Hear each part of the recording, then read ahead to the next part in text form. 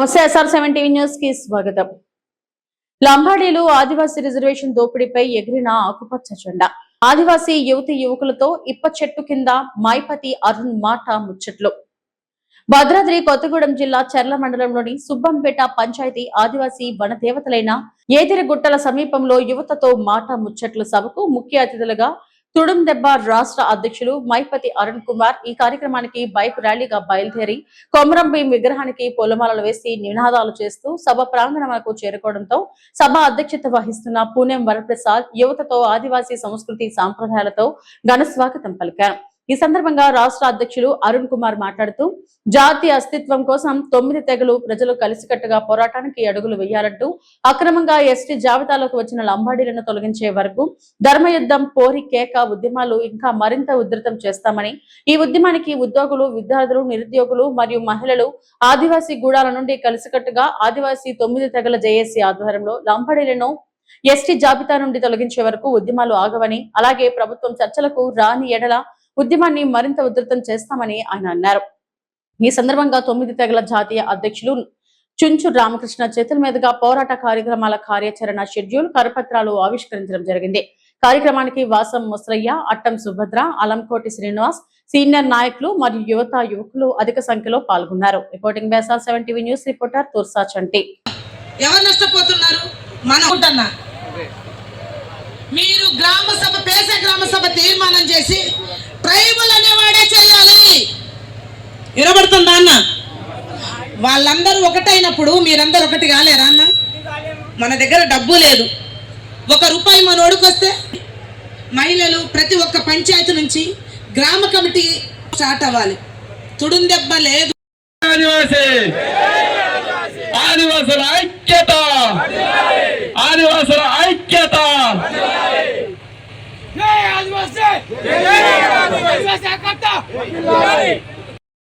పెట్టిన పరిష్కారం వచ్చిందా? ఇంద్రవెల్లిలో 1,00,000 మందితో సభ పెట్టిన పరిష్కారం వచ్చిందా? ఎక్కడ సభలు పెట్టినా, సమావేశాలు పెట్టిన పరిష్కారం రాలేదంటే నా పూర్వీకులు చెప్పిన నేల విడిచి సాము చేయదురా బిడ్డ, నీ నేల మీద చేరి సాము చేసేది ఉంటే నువ్వు యుద్ధంకి వెళ్తామన్న ఒక కోణం నుంచి వెళ్ళి కూర్చున్న మీటింగే ఇవాళ ఎదరగుట్ట మీటింగ్ అనేది కూడా మనం గుర్తుపెట్టుకోవాల్సిన అవసరం ఉంది. ఎదరగుట్టలు నా నేల, ఎదరగుట్టెలు నా నేల, బండారి గోత్రం ఆడిబిడ్డ సమ్మక్క కొలువైన నేల, నాగులమ్మ కొలువైన నేల, సార్లమ్మ కొలువైన నేల, మా పూజారి పుడేవోలు 3వ గట్టోలు పూజలు అందుకునే నేల. ఇగో ఈ నేల మీద చేరే బరి తెగించి పోరాట వ్యూహ రచన చేస్తాం బిడ్డ. అందుకే ఇవాళ యువతతో ముచ్చట కార్యక్రమాన్ని పెట్టుకున్నాం. యువకులే ఎందుకు అవసరమవుతాను ఈ పోరాటంలో?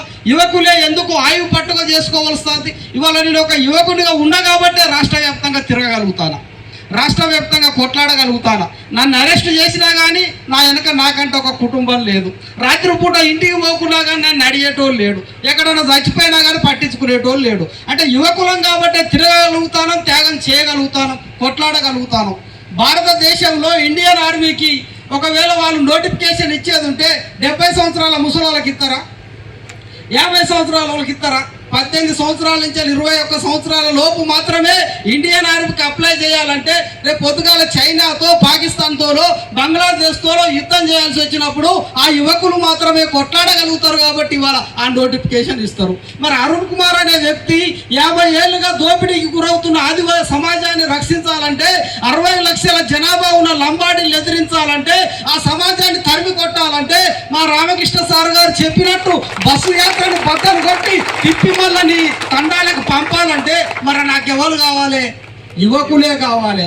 ఆ యువకుల కేంద్రమే మొట్టమొదటి మీటింగ్ ఇవాళ ఎదరగుట్టెల్లో యువతతో ముచ్చట అనేది కూడా ఇక్కడ ఉన్న యువకులు మనం గుర్తు పెట్టుకోవాల్సిన అవసరం ఉన్నది మిత్రులారా. బరాబరిగా ఇది యుద్ధమే, యుద్ధమనే నేనంట. ఎందుకంటే 10 లక్షల మనం, 60 లక్షల వాళ్ళు ఉన్నారు. కాబట్టి ఈ పోరాటం సంకేతం నిలవాలంటే, ఈ పోరాటం నిలబడాలంటే, ఇక్కడ చేరి వ్యూహ రచన చేయాలంటే అన్ని మాట్లాడినాం. రమేష్ అన్న మాట్లాడినట్టు రాజ్యాంగ పరంగా ఎస్టీలు కాదు, రామకృష్ణ సార్ మాట్లాడినట్టు ఏ కోశంలో కూడా వాళ్ళు వలస వచ్చిన వాళ్ళే. ఎక్కడ తొంగి చూసినా కానీ ఒక్క ఆధారం కూడా వాళ్ళు ఎస్టీ అని లేదు. ఎక్కడ కూడా లంబాడీలు ఎస్టీలు అనేది రాసిపెట్టి లేదు, లంబాడీలు ఎస్టీలు అనేది సమాజంలో కూడా మాట్లాడటం లేడు. అయినప్పటికీ కూడా 50 ఏళ్ళుగా దోపిడీ చేస్తాడు. అయినప్పటికీ కూడా 50 ఏళ్ళుగా దోపిడీ చేస్తానంటే దానికి గల ఒకే ఒక కారణం ఇవాళ రాజకీయ పరమైన ఓట్లు అనేది మనం గుర్తుపెట్టుకోవాల్సిన అవసరం ఉంది. యుద్ధ రంగంలో తేలిపోయింది. ఇవాళ బీఆర్ఎస్ ప్రభుత్వంలో కూడా గత ప్రభుత్వం ఉన్నప్పుడు ఇదే రేగ కాంతారావు, కోవాలక్ష్మి, కనకన్న వీళ్ళందరూ కేటీఆర్తో చర్చలు పెట్టినప్పుడు ప్రగతి భవన్ సాక్షిగా చాలా క్లియర్గా లంబాడీలు ఎస్టీల జాబితా నుంచి తొలగించడం అనేది ఏ రాజకీయ పార్టీ కూడా సాహసం చేయదనేది తేల్చేసిండ్రు. తర్వాత తెలంగాణలో కొత్తగా కాంగ్రెస్ ప్రభుత్వం వచ్చింది. లంబాడీలు ఎస్టీ జాబితా నుంచి తొలగించడం అనేది సాధ్యం కాదు, ఆల్రెడీ 50 ఏళ్ళుగా మేము కలిపినాం కాబట్టి బస్సు యాత్రలు చేసుకోవాలని అనుమతులు ఇచ్చిండ్రు. సుప్రీంకోర్టుకు లంబాడీలు 1900 సంవత్సరం నుంచే ఎస్టీలని పంపిండ్రు.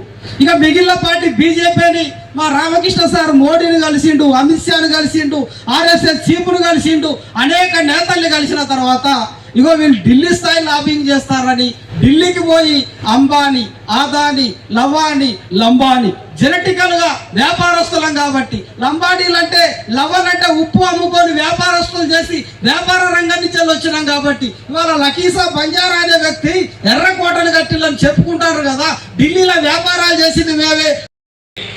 డాక్టర్ మైపతి అరుణ్ కుమార్ గారి సందేశం వినడం కోసం సభను ఏర్పాటు చేసినటువంటి కార్యకర్తలందరికీ, ఆ కార్యకర్తలు సమన్వయం చేసినటువంటి తుడుందెబ్బ సీనియర్ నాయకులు మరి వాసం ముసలయ్య గారికి, వారికి చేదోడుగా ఉన్నటువంటి ఈ యొక్క పరిసర ప్రాంత సర్పంచులు అందరికీ కూడా ప్రతి ఒక్కరికి, అదేవిధంగా మరి ఈరోజు ర్యాలీ ఆ చివరి నుంచి ఈ చివరి వరకు, గతంలో జోడయాత్ర లొట్టపేట గారి నుంచి భద్రాచలం ధర్మజ సభకు చేసినప్పుడు ఇక్కడ ఎదురుగుట్టల నుంచి అక్కడ ఉన్న చిండాలపల్లి వరకు తీసుకెళ్ళడంలో కృషి చేసినటువంటి నాయకులందరికీ కూడా మళ్ళీ పేరు పేరున శిరస్సు వంచి అందరికీ కూడా ఒక ఉద్యమ నమస్కారం తెలియజేసుకుంటూ, మరి వాళ్ళ ఎదురుగుట్టల్లో ముచ్చట్లు అంటే మనకి పని పాట లేకుండా కూర్చున్నాం కదా.